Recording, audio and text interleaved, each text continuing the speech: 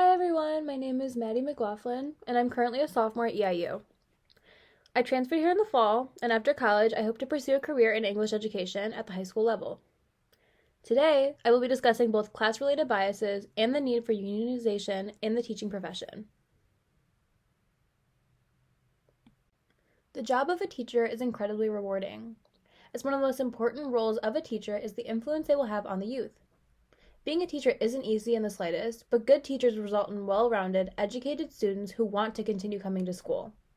Teachers shape the next generation and are often underappreciated for the time, effort, and money they invest into their careers and their students.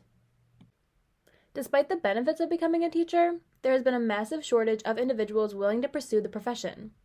There could be a variety of contributing factors, as everyone will have a different experience based on where they teach, but one of the biggest issues of concern remains the pressure to appeal to the internal hierarchy within a school district that often limits the opportunities and standards of incoming teachers. This hierarchy often contributes to class-related biases.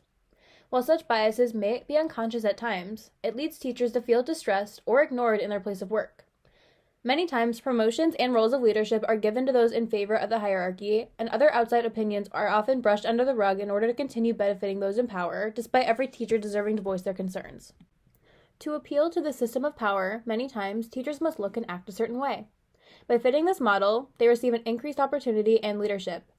I must ask you, do you think that this occurs because it is a field dominated by women? Have we been told that in order to succeed, we must fit the male gaze? Why are minority groups targeted when white, upper-class men are automatically accepted as prime, trustworthy figures of authority? I'm not saying having a good image is a bad thing. Most jobs require their workers to be professional. Many times, however, the bias that results from this requirement has negative implications for differing minority groups relating to not only class, but gender and race as well, as there is no true way to shape your image to fit the needs of others.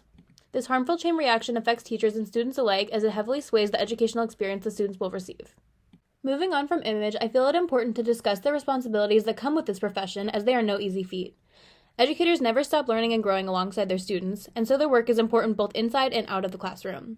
Time management is also key due to grading assignments and making yourself available to students, families, and colleagues. Every teacher balances it all, and yet sometimes they fail to be recognized for their achievements due to their lack of connections within the administration. Communication is key for educators as well, as many times they need an in of some sorts to receive a particular job offering. Having connections with individuals in more privileged areas is a privilege in itself, and so often, qualified individuals are often overlooked if nobody on the inside of the hierarchy is there to advocate for them internally during the selection process. Some forms of bias can be more direct, as I mentioned before, but one of the most relevant when looking through the lens of social class involves showing humanity. Examples could include showing any sort of emotion or frustration, as many teachers are forced to bite their tongues when upset. Inspiring change in the teaching career is more of a waiting game than anything, and many feel burnt out with the teaching profession because often differing views are shut down if they're considered irrelevant. Viewing humanity as a downside is a direct result of being a white-collar worker. In white-collar professions, the strain on the mind is often the most tiring aspect.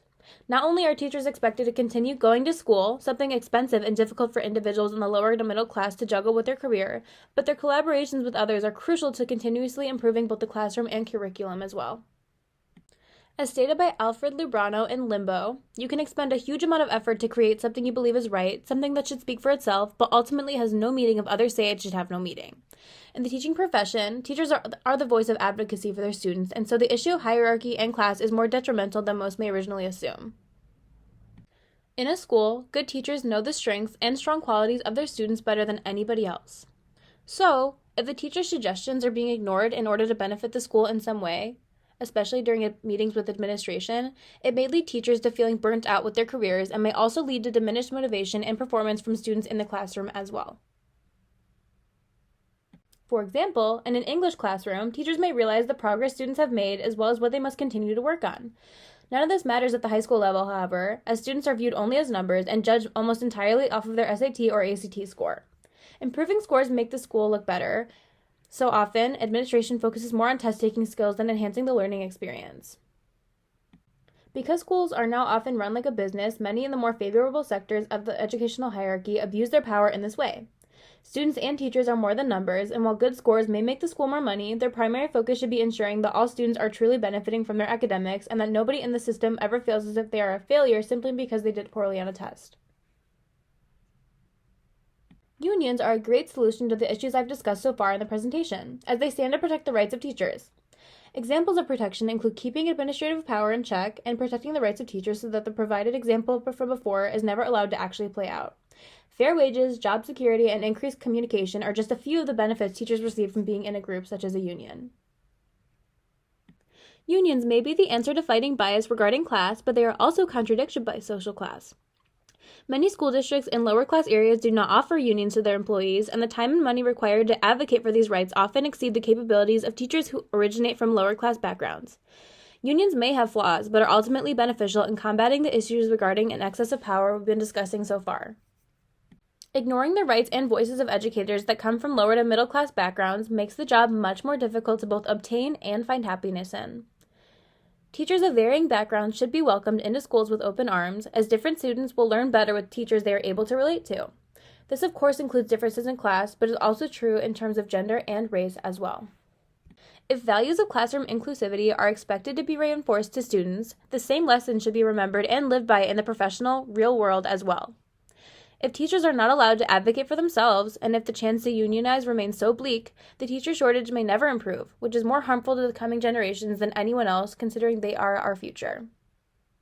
I personally have high hopes, though. Due to the decreased job satisfaction as a result of internal bias, many teachers have begun to fight back and advocate for themselves more than ever before. We see it on the news, and coming from a Chicago suburb myself, my own teachers went on strike before.